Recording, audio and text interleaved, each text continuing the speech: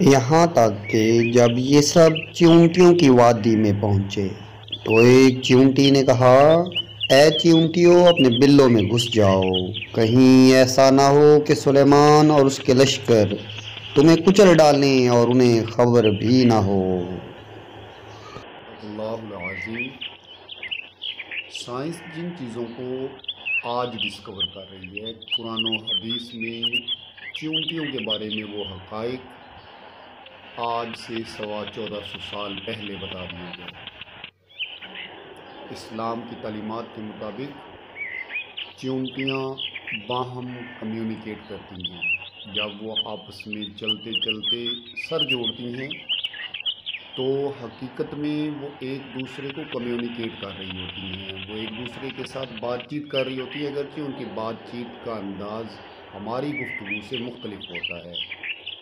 वैसे केमिकल्स छोड़ती हैं कि दूसरी चींटियाँ उन केमिकल्स को समझ सकती हैं और बात को समझ सकती हैं।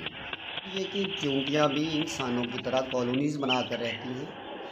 चींटियाँ इमदाद बाहमी के उसूल को अपनाती हैं और चींटियों के दरमियान काम की तकसीम का निज़ाम मौजूद होता है।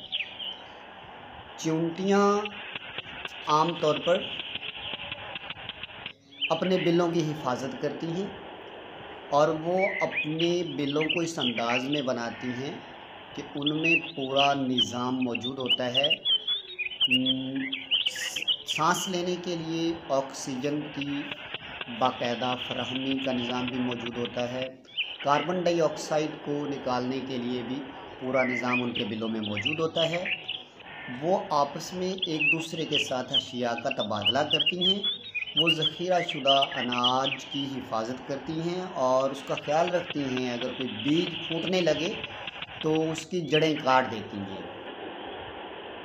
चींटियों के सर पर जो 2 एंटीनाज होते हैं वो इस कदर सेंसिटिव होते हैं कि उनके ज़रिए चींटियों को अपने गर्दोपेश के हालात से आगाही मिल जाती है।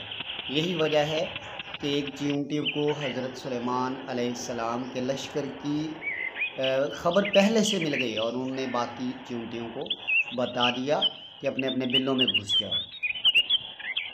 अब हम एक छोटी सी मज़ीद वीडियो देखते हैं जिसमें चींटियों के बारे में साइंटिफिक फैक्ट्स, बहुत दिलचस्प हक़ाइक़ से आगाह किया गया है।